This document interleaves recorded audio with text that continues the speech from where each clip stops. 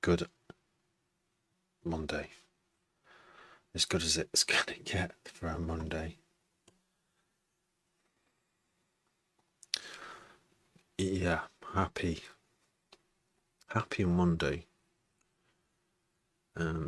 Trying to be productive after a few days. It might not have been that many days. Was it Friday? So I've had the whole weekend off from doing live streams, not from everything else. So yeah, I'm just gonna carry on going through the list of finishing these tracks because it's the gig is next Friday. How is it next Friday? Oh my gosh, how's that happened? If I thinking about it now, if I look at this, next Friday, how many days is that actually? Sessions that I've got left? It's not many. It's like 1, 2, 3, 4, 5, 6, 7, 8, 9, 10. 10 sessions. There's no way I'm going to finish all these in 10 sessions.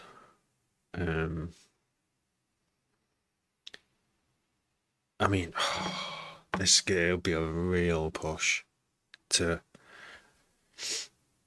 I think I'm going to have to drop some of them. Some of them won't be ready. And there's some which I could never decide on which was like the best sounds in it. So I'm just going to fiddle around with this one and give it 20 minutes on this one.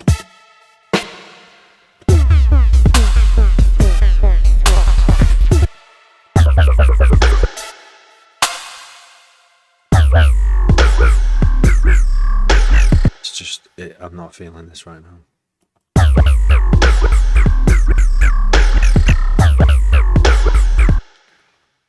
Yeah. I don't know what's happened to all of that.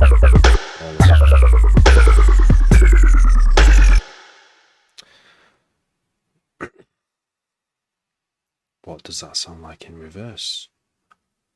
Well, that's a good thing to think, because some things do.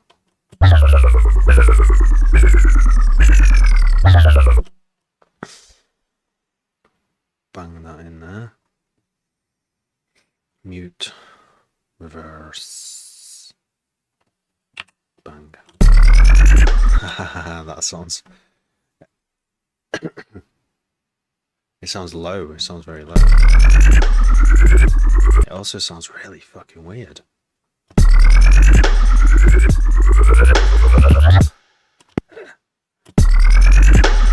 don't know what to make of that. I don't know what to do with it.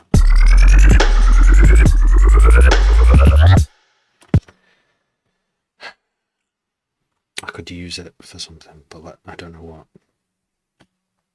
Just leave it there for now.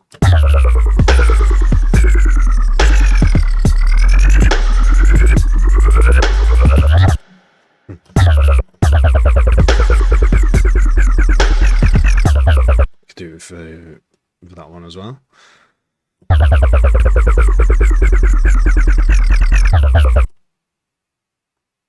It's a bit messed up there, that one.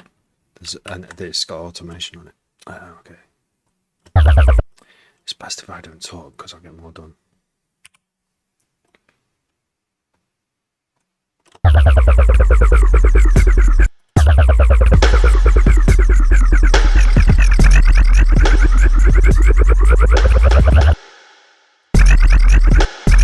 Don't know why it's loud there.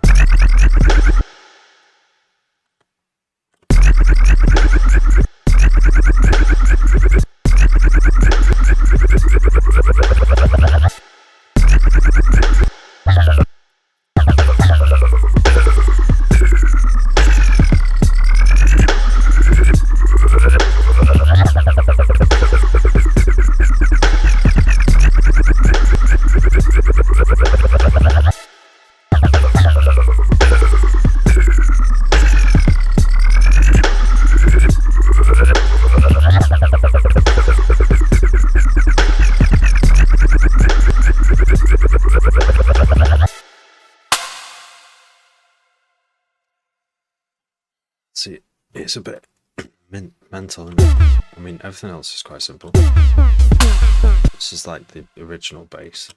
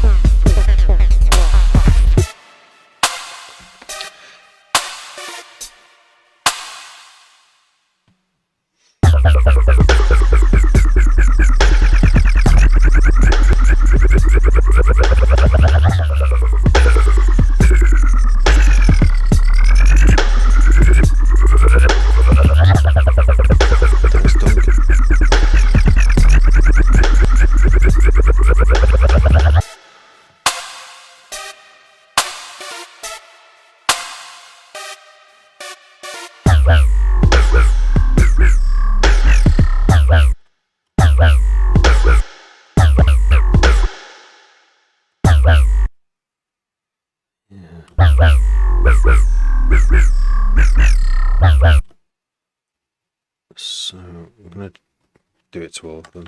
See what happens.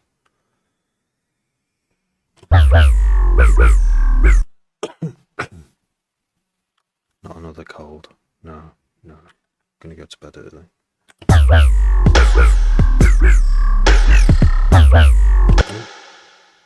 Forgot the magic arbor.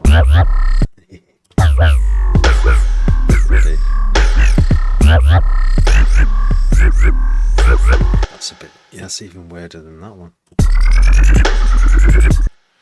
But yeah, it's mad when you didn't expect reversing it to sound like that.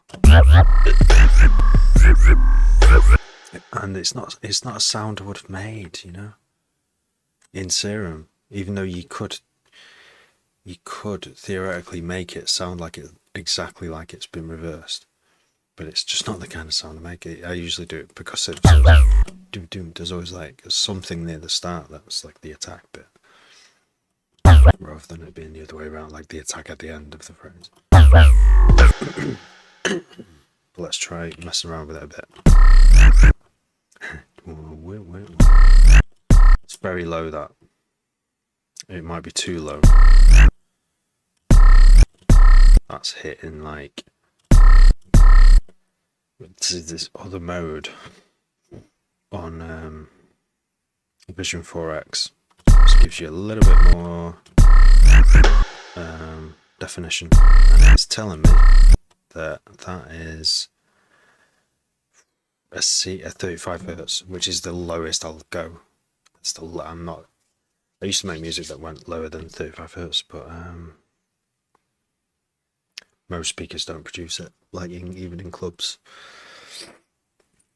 More and more big ones nowadays do, but like if it's a small venue, it might not go below 35.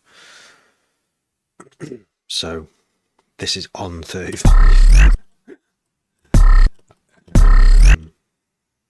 So I might choose one of these high frequencies like this one.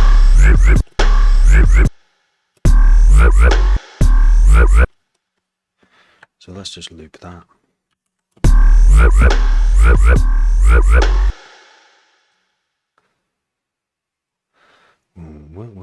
Let's try and change the rhythm with this magic shortcut key. Oops, I just pressed save. I've done that a few times actually. Instead of pressing like Control D, you can do Control S because it's right next to it. That's saved over the project, which is not what I do.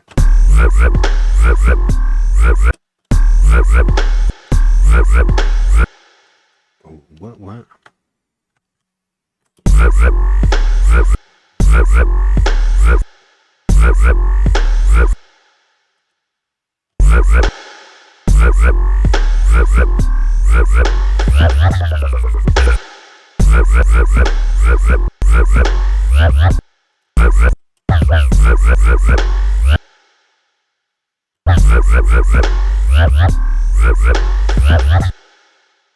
Something. I'm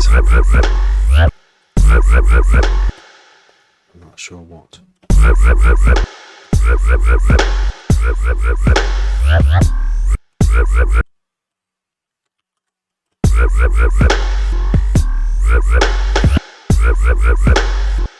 Let's go do this. I do.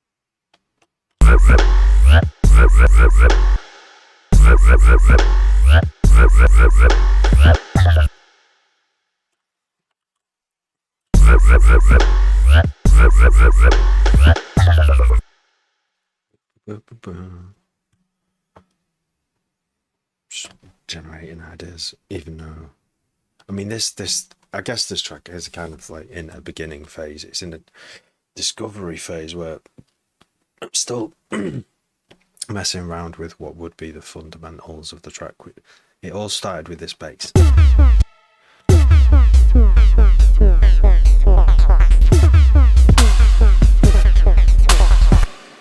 So start doing variations, reverses.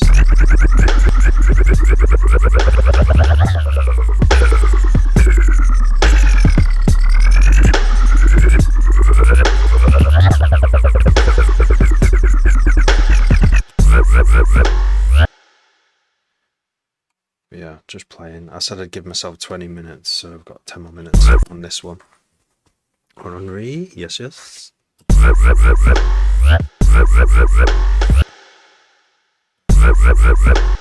It's not very loud.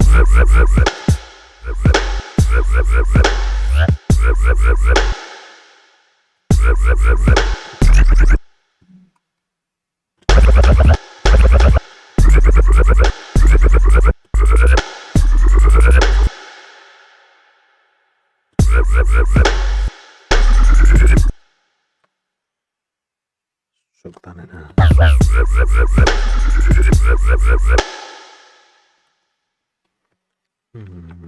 What if we move it even more? Oh, it moves like that as well, so that's magic.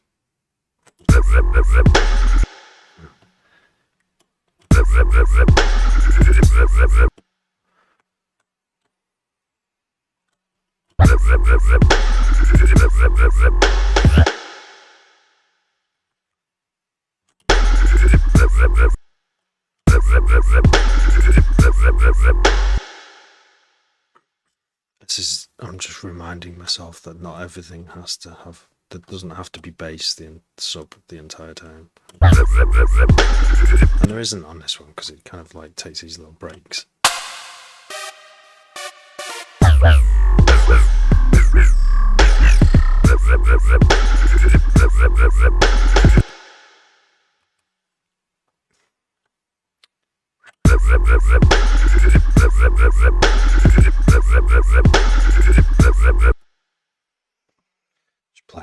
Just playing. I still like this one. See, you can get some mad stuff like with audio, and I know some people work with audio, it's like all the time, and I don't enough. But I like how I can just at any time. Oh, I've done it again. Just saved over it. I can just at any time go in and change the duplicate the serum and then mess around again with the actual serum patch. I think I like doing that more. Well, that's what I do more anyway.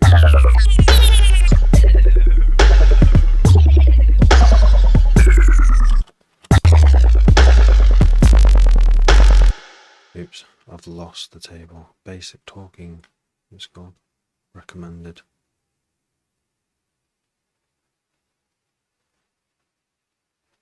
Oh, dogs. There's dogs outside. Deep throat. Modern talking.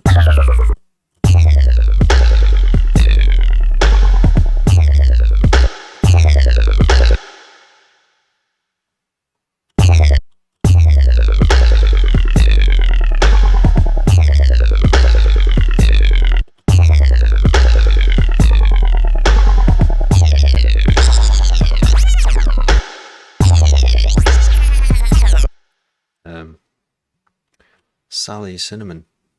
Are you using GarageBand? No. This is Ableton. Gareth Matthews. This is Ableton. Ableton Live. It's called. Ableton's the company, but everyone calls it Ableton. Oh, don't be crying now, baby. What's the reason all the levels are minus dB? Because if they were all at 0 or above, it would be too loud. It's good to... That's just the way I work. It's best to start quiet. Yeah. It just so happens to all at 4. There's so many at 4.4 because I made the default track 4.4 for some reason. It's not. I just kind of randomly picked a number once and never forgot to change it. So they all start below 0, and then as you add more tracks and sounds, you know, it easily starts going into your master bus quite loud, and you do turn stuff up. But yeah, good question. No, I didn't quite know why I chose 4.4. I think it was just the way it was on the track that I decided to make the default track.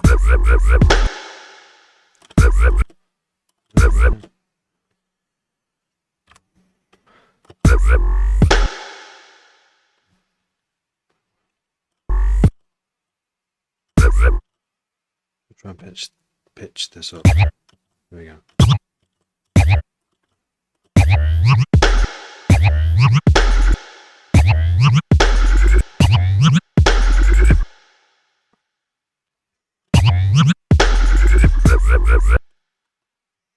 That's what I'm doing. I'm doing this.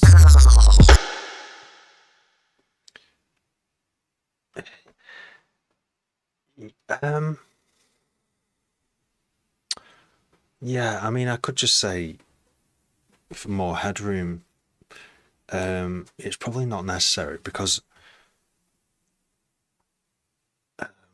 I mean, I usually turn stuff down. Like, even if I was starting at 0 on every single track, I usually, I don't know why it must be the order that I do stuff. I turn stuff down. Why do I do it though? I can't remember how I started doing this. I think it probably was so the signal wasn't going too hot into the master. But even if it is, you can just get a utility and turn it down like that with this thing before it goes into any of your processing, your master compressor and limiter and stuff. So it doesn't really matter. It doesn't distort. You could have them all at maximum 6 dB, and because of the way DAWs work, it still wouldn't send a distorted signal, and then you could just turn it down with the utility. But I think another reason why I did it, why I had to turn them down instead of turning other things up, is because these meters, I like these meters not in the red.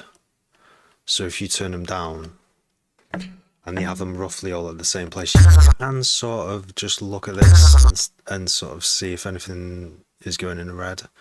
And if it is, it might be sending too much of a high peak signal. But I rarely do read these anyway, so rarely do read these meters here. So it's an old habit that's stuck.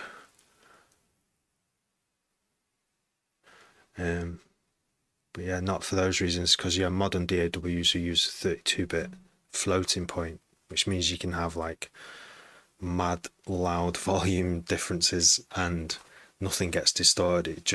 It's like a relative noise floor level that goes up. No, I'll probably not explain that very well. Yeah, it's a floating point. So the baseline of the number kind of moves as all your levels move up. So you'll never get distortion, or I think it's like really like you have to do some daft things to get distortion.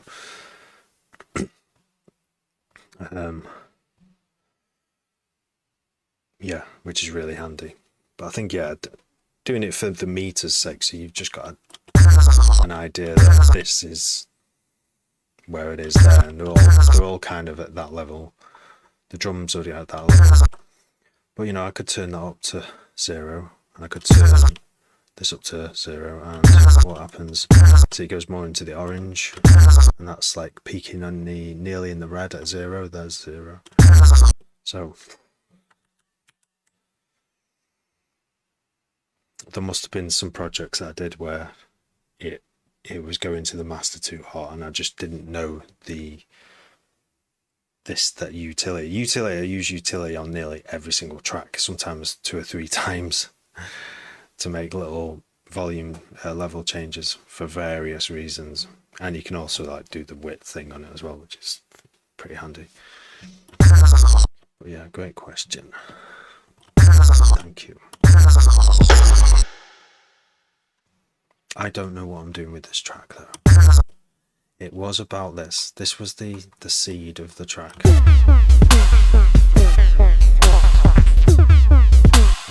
I still like it, but it's causing me problems. Like, where do you go from there, you know?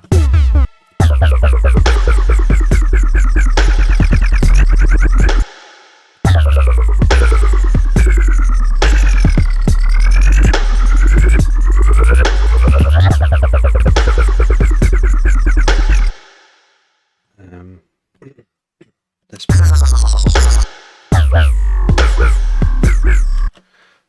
that's probably my least favorite bit. Let's remove this.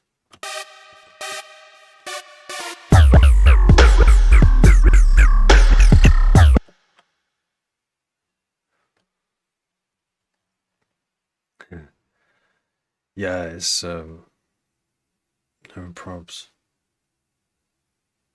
Yeah, I just, you know, learned by trial and error a lot, and watching other people do it, and tutorials. And I did go into like a real studio in music college. That was a long time ago now. That was good, just to see a real mixing desk and actually turn knobs on it. It's only a year, and we only went once a week into this studio, but I noticed that was like an analog studio, and now it's you still get big desks, but they're not as much needed anymore, are they? So, but yeah, just seeing how mixers, why they were built the way they are. But I think Ableton's like a hybrid thing. It doesn't try to be like an old desk. It tries to be compact and quick to use, so that's why your faders are just little numbers now. It's great. I love it. Right, I've had 20 minutes on this. We've not really gone anywhere with it, so I'm gonna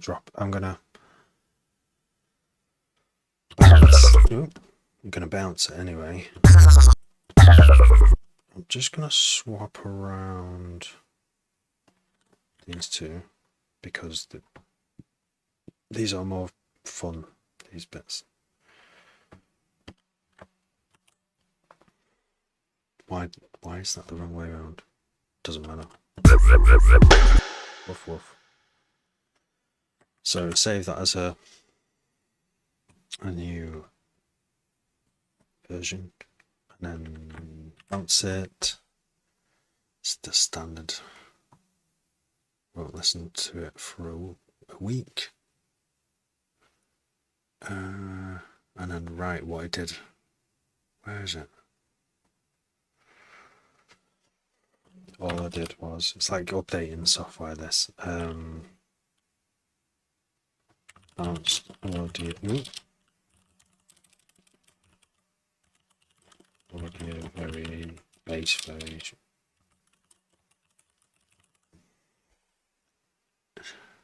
Overdue. Generate. What's the 17th? So 24th. I'll load and listen to it again. I'll probably listen to it again before then. But I just want something to remind me in a week to have another go on it. I'm not ready to throw this one away yet. Almost. I've listened to it so many times, like, what can I do with it? Is the question. So next one is another problem one.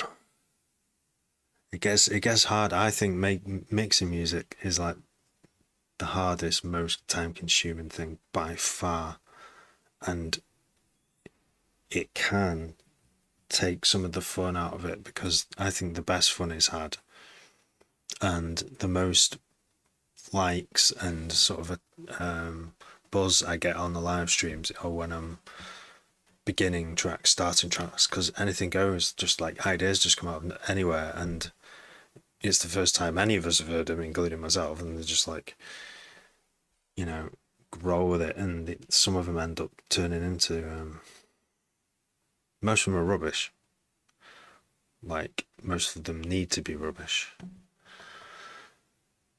And then listen to them a week later and go, shit, that one's pretty good. Let's carry on with that one. And I think the next stage is pretty fun too, like playing with the good idea that you've selected, playing around with it and trying things and seeing what it wants to be.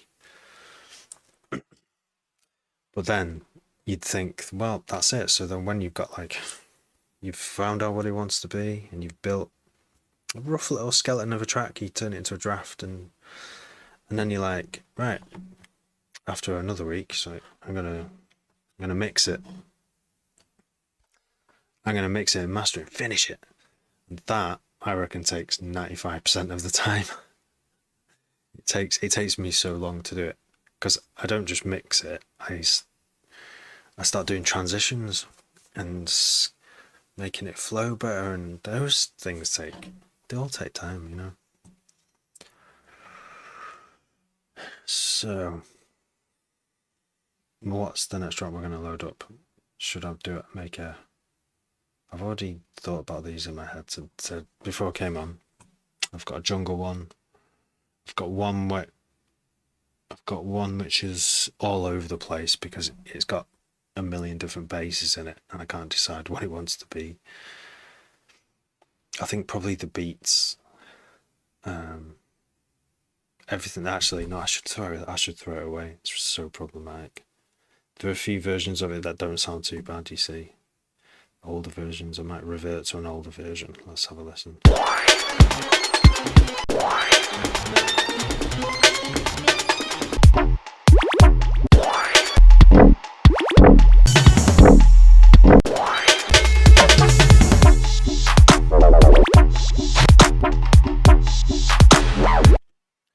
Stan. This is, I use Ableton, but this is Trello. Website. It's a website called Trello. It's like a project management, and I've put all these columns in for different projects. Each one of these are projects and these are the stage that they're at. So I now have 2, which are have been chosen for release.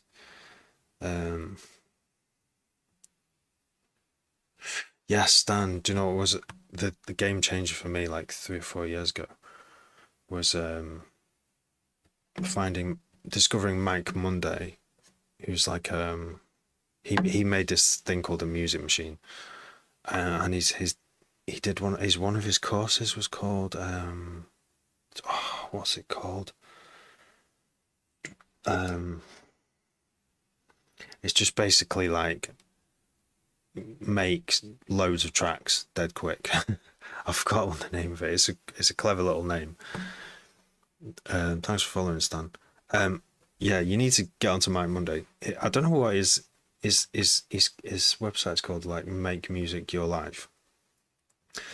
And I got access to this course, and it's brilliant. It's just a few videos of him explaining how to do the Magic Music Machine, how it works, in just touching on it. So yeah, basically the first thing you do is make a template project with like 4 or 5 tracks in of different instruments that you'd normally use, and just spend like 10-20 minutes making a track, and save it and bounce it and don't listen to it for a week, and then do that. Just do 2 in an hour. Just don't try and edit it, just get raw ideas down. Yeah, and then at the end of the week you've got 14 because you've done 2 a day. And you listen to it, and the one thing you must not do is listen to them listen to them after the week or a few days, listen to them all together and go, oh shit, I forgot I even made that. And you've made most of it sounds like rubbish, but some of it will sound like gold. Some of it will inspire you to load it up and carry on. There'll be like an idea there that's like good from the beginning. Yeah, and then you go back in and have another play around with what's there and see what it wants to be, and that's your discover phase. Have a play around, it once, and you'll have a bunch of ones that are now like, oh, like they know what they want to be. And you can start to like pad them out and finish and get them sort of in a draft state. So it's almost like a full arrangement then. And then, yeah, going from draft to done, there's another few things you want it to be called done, like this, when is it enough? You're asking yourself all these questions and then getting it ready for release. That's like the final step. So yeah, it changed my everything. The way I used to work was, I'd have a few tracks on the go, like I do in this system. I have a lot more tracks on the go, but I would have maybe a few projects I'd keep going back into, but it would last years. There was some that were like, I was still trying to finish them after 2 years, and I think what was the problem was I was listening to them too much. I was doing variation after variation within the same project, and it was just forever carrying on. It kept changing. It never stopped and finished. And so I just carried on with all these, and I barely started any new ones. And that's not how you produce quality that way. You produce quality by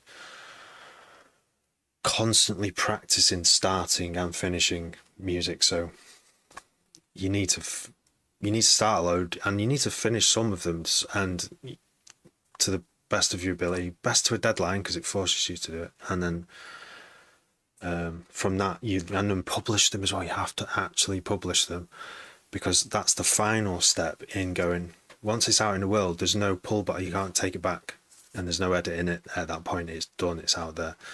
I mean, obviously you can take stuff down off, because you can, if you control the rights, of course you can take them down and stuff. But that's the point, is once it's out there, it changes how you think about it. It's like, it's definitely done now, and you'll cringe about, you might like them at first, and then you may cringe about your old stuff, but that's the only way you can grow, is by what don't I like about that one I released last year, and it makes you make better stuff.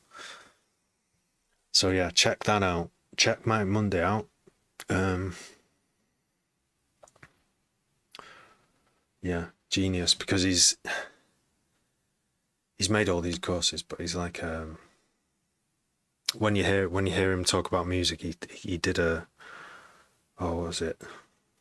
I don't know if it's a dissertation or a PhD in music on something specific to do with the creative process, and he explains it in this audio podcast from like 10 years ago, and it's just like, he knows what he's fucking talking about. It's like he's saying stuff that like not many people have really thought of before.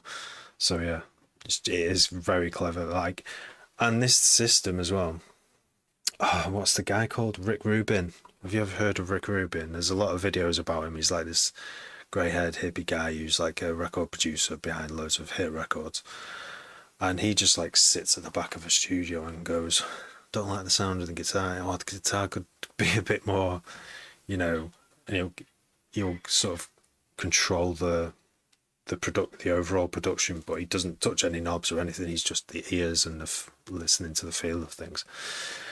And he came up with he describes the same system, but with different words. So the splurge is the seed, like the very first, that really short, where all the ideas come out unedited, raw.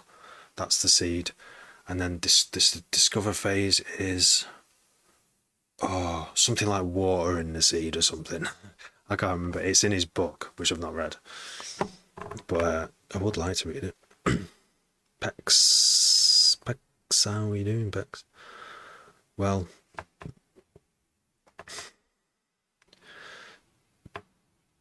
something disgusting. Yeah, give disgust away, mate.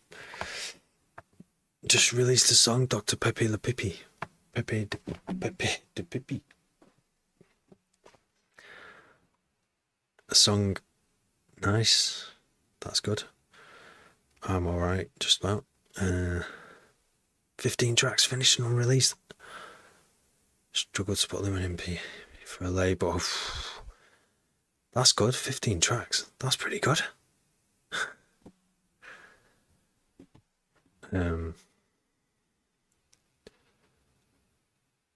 Yeah, labels. I've been self-releasing for a long time. I've got a few, just a very small number of releases on labels. I used to think it was the way to go, but I think my strategy at the moment is just basically make loads of music, release it, try and get some listens on some of it. It's quite hard to do as well. Because how do you know? That's like feedback. If people listen, you need enough people to listen to it to get like, for it to get to the right people. You know, if 3 people listen to it, there might be no one there, the kind of person who needs to hear it.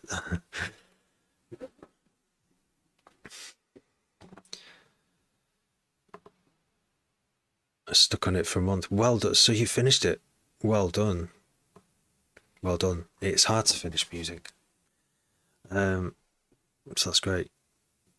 I'm on Bandcamp. I haven't put anything up now for like October. I think September was my last release. I was releasing 1 track per month last year, and I did 7 out of the 12 months. And then in October, I totally changed my direction. It's because a gig which we had last year as well, and we're doing it this year. We're doing it next Friday, called Wub 40 in Wrexham. It's like going to be like a 140 night. And so I was like, do you know what? And I usually make D&B, jungle. That's what I usually make. But I do like dubstep, like enough to love it, you know, and love making stuff at 140. So yeah, I've been making since October all these tunes. Like I've started about 40 tunes, and I'm down to about 12 now. I've finished 2. I've got 4 that are pretty much fit, so 6 that are done, and then these just need a couple of little touch-ups. That's 6, 7, 8, 9. But these ones are trouble, and I don't think I'm going to finish them in the next 2 weeks. We'll see, because I've got a playlist together already, but you know, I have to brush up on my mixing. I don't want to be like sweating behind the decks because I've forgotten how to mix.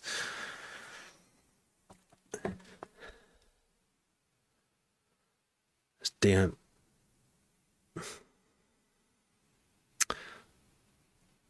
Yeah, this next week it is. I'm playing. Yeah, anyone wanna? I can play tunes now. Do you want me to play it, Pax, now? Did anyone else? You gonna try and get down to it? Where is? Oh yeah, so I've saved that. Unsupervised. Oh yeah, let's hear your unsupervised productions. What am I doing? Oh yeah, opening email, but in a different tab. There we go. Wait, you didn't email me. Oh, DM. You DM'd me.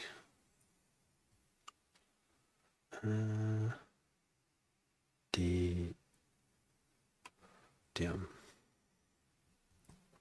All right, yes. Oh, it'd be great to see you there, Pex. Yeah, it'd be ace. I've just loaded my TikTok and my very own live is there, and it's a bit weird. It's all a bit weird. January 19th, you last sent one. Did I even listen to that? Fucking hell. Right. What's happening to my messages? Some weird stuff.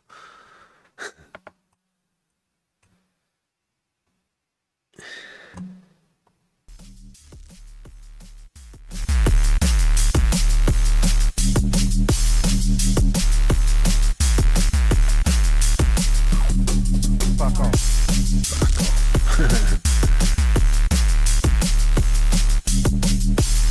I like that. That's like 170, that, isn't it? Hey, would you like to sample our new set? No, fuck off. Can't be sidetracked with cheap sex potions.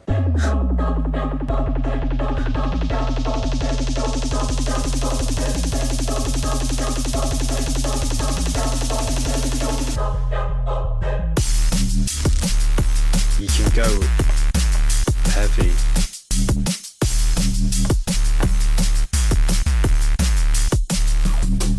Fuck off.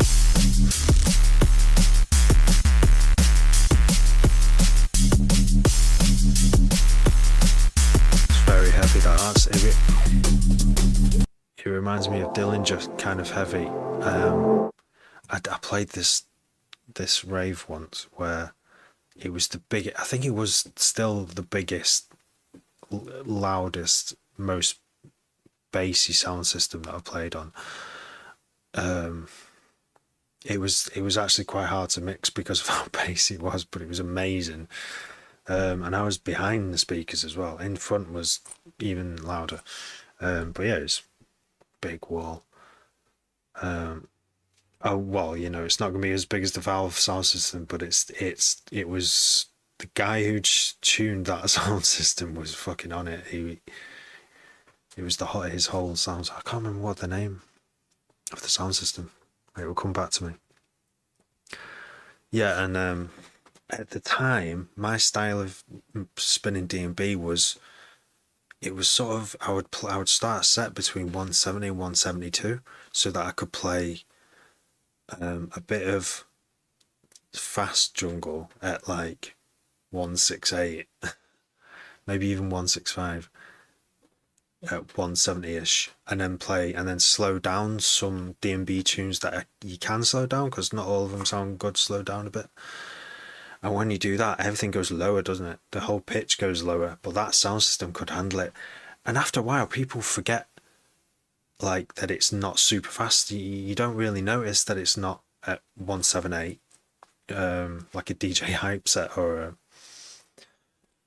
there's probably a lot of sets that go push past 175 a bit.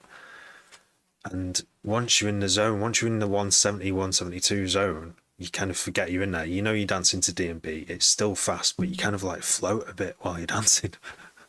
I love it. And on a big sound system, it just ripples you even more. It's great.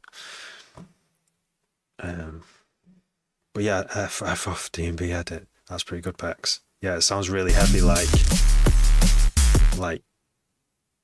it would work well on that rig. Blow your brains out. Bristol. Oh yeah, I should be at one of these Valve events because I went to a few back when it was on its first go round, long time ago. And the one it's totally changed now in Manchester. Oh, what was it called? It was this venue on a corner of like student area, and there was just speakers all the way around the club. Like you couldn't build a wall, so he had to Valve sound system had to just put them all the way around. I don't think they could even get all the speakers in there. And I was sat on one for ages at the end because I was too knackered from dancing all night.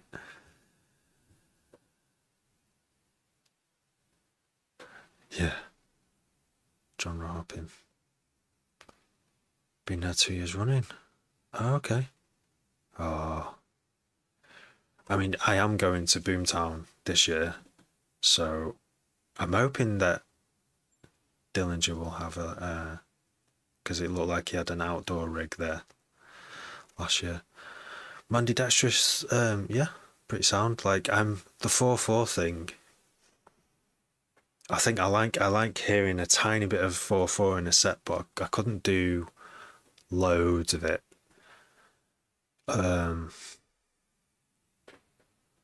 Yeah, I like because I love Brett. I just when I want my favorite DJs, I like they do a lot using all the different the styles that exist in D&B, but using them in just mad ways to like emotionally sculpt someone.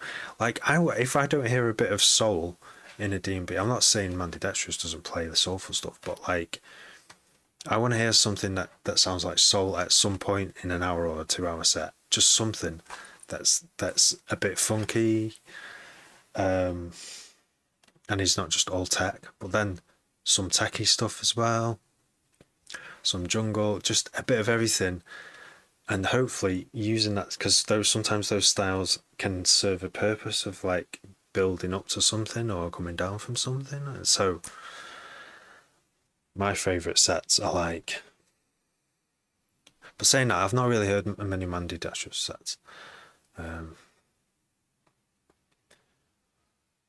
Yeah, I can't remember. Oh yeah, there's that remix of what was it now?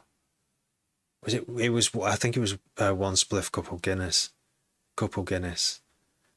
and I really like that. I thought that was amazing. It's like high energy 4/4, but not like hardcore, but like just like insane drum and bass. Yeah, there's definitely a place for 4/4 DMB. Not much, not like with it, it's all the other styles. So yeah, it's got its place. It's got its place.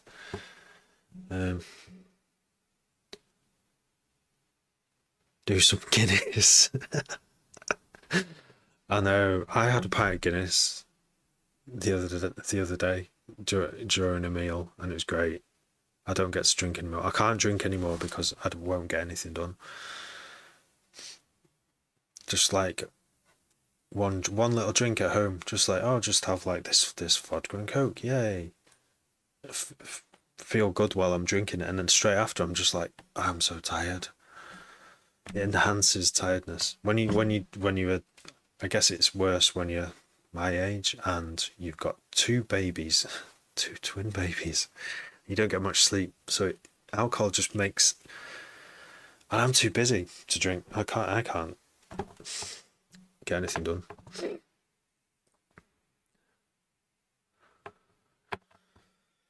Yeah, Mandy Dextrous. I saw her. She did like post a video saying she was struggling to get 4/4 stuff signed as well. It's like one of those. It's kind of like what I'm doing in it.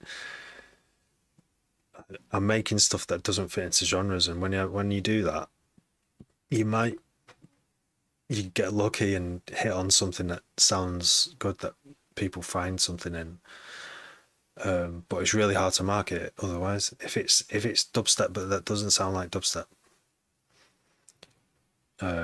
There's no references for people to go, oh yeah, this is dubstep straight away. Like this is what I came to this club for, to listen to dubstep. And if I drop one of mine, it might sound a little bit like dubstep, but it doesn't sound like normal dubstep.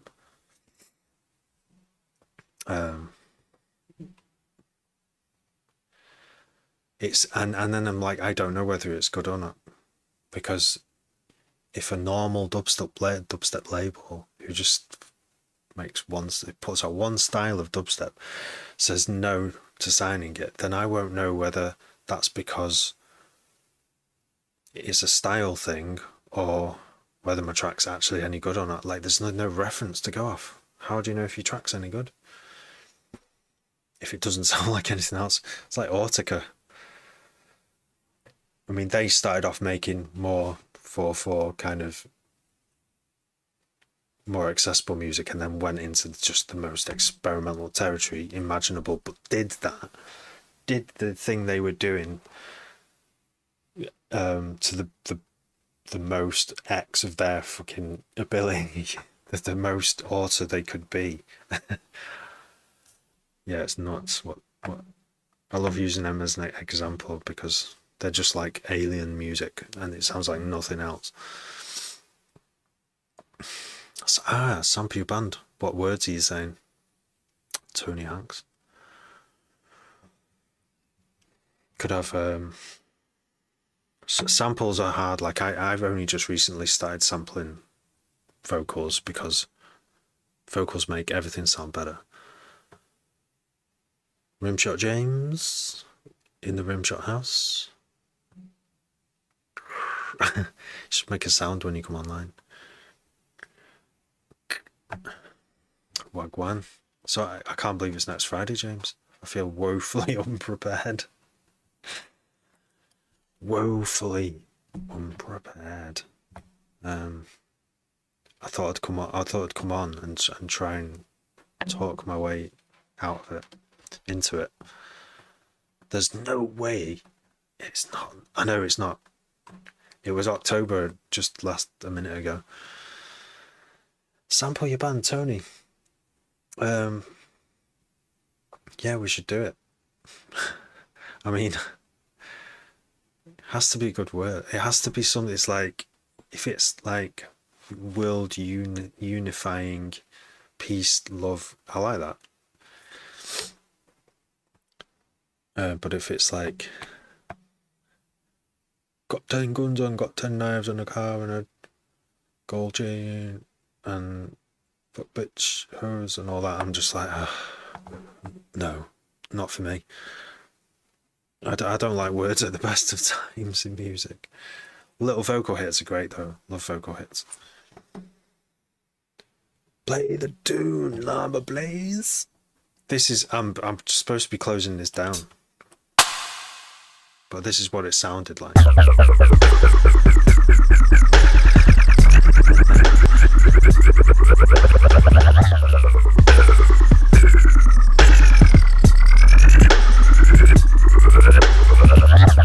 I just don't want to.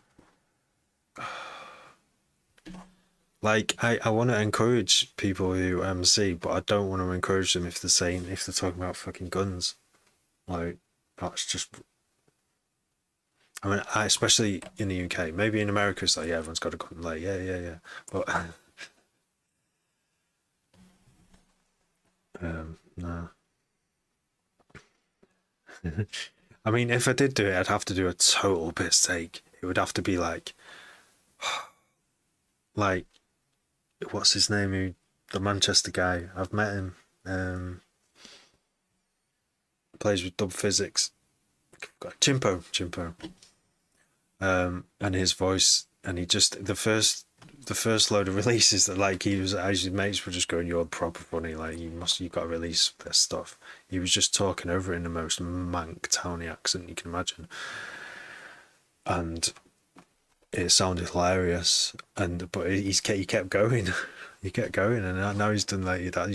He legit just raps over someone's tune now, and but yeah, no. If I did the guns and the knives, it'd be like, just went Asda, bought 10 knives. Don't know. Just do snippets of lives on here. Chopped up garlic, put it in my eyes. I don't know. He's back at it. What's up? Thanks, Chris Gray, for noticing. I'm keeping. I'm just keeping, basically. Just kind of walking the streets in the cold. Wondering what to do. Thinking, how long should this break away from it be? Because if I don't go back home now, I won't have enough time to actually make anything. So I came back. How are you, Chris? How is everyone? I'm going to play Rob Backs. This is Ableton Live. Yes, it is well spotted. That's what it is. Doom, doom, doom, doom, doom, doom, doom. Oh yeah, right. So there is this dubstep. Oh yeah, that's nice. Yeah, yeah. It was a good. It's a good purchase. I think. I like how the auto tune thing works. It's really good. Right, maybe I should load up a jungle tune because I don't really know what to do in it. There's two of them. One is called, well, they're not the proper names, but Villain and Zounds. I think that I just can't stop now. I don't know, let's listen to them both. Villain.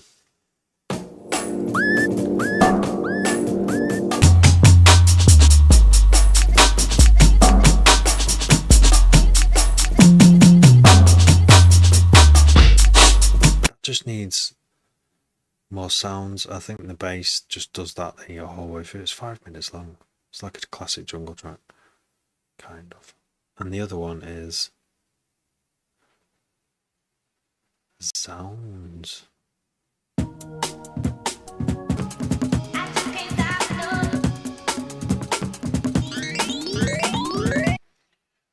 Ableton course and been to 4 sessions. Nice. Good idea that, yeah.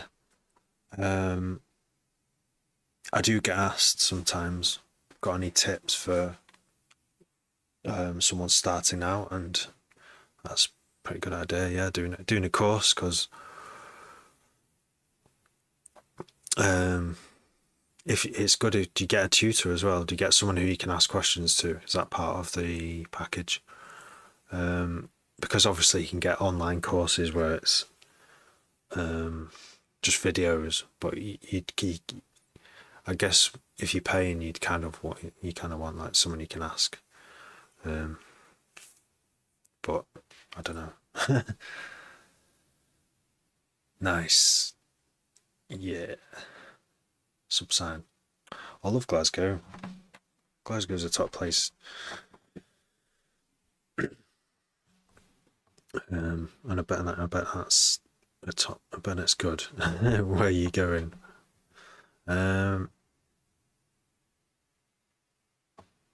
Thanks for following, Robax.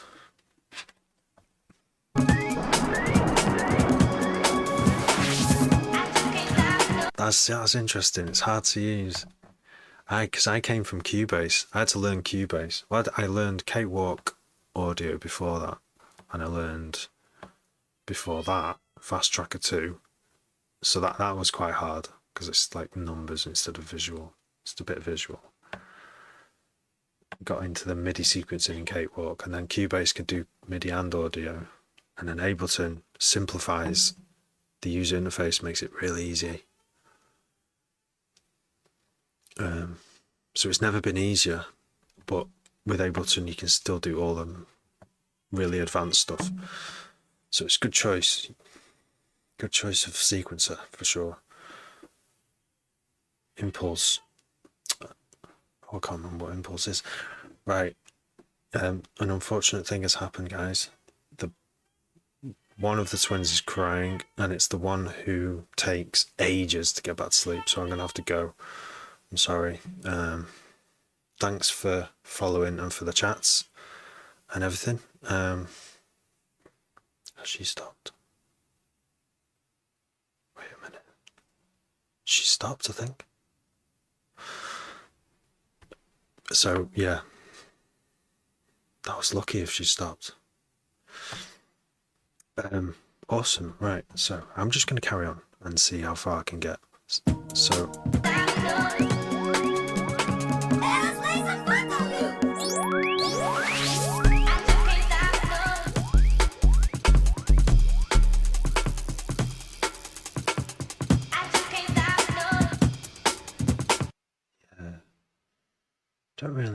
add to these though. Amazing, she's not started screaming again. Villain. Let's load up Villain. See if we can. It's 5 minutes long. It definitely needs a lot more doing to it. But I just don't know what. Maybe I might change the basses actually. The bass is just a simple. Oops. The bass is a simple 808.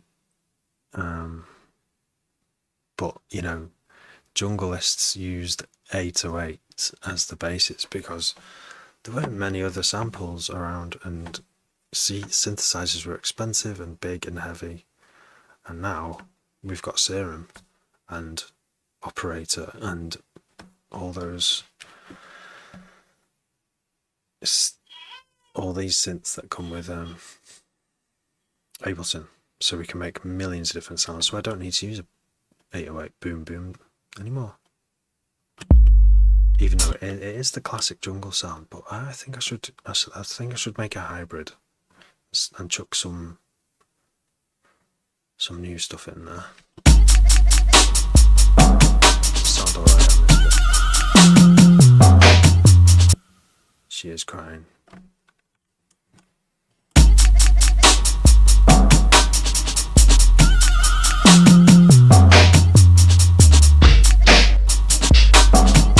Alright, yeah, she's gonna start screaming in a minute. Right. Thanks guys. I'll see you later.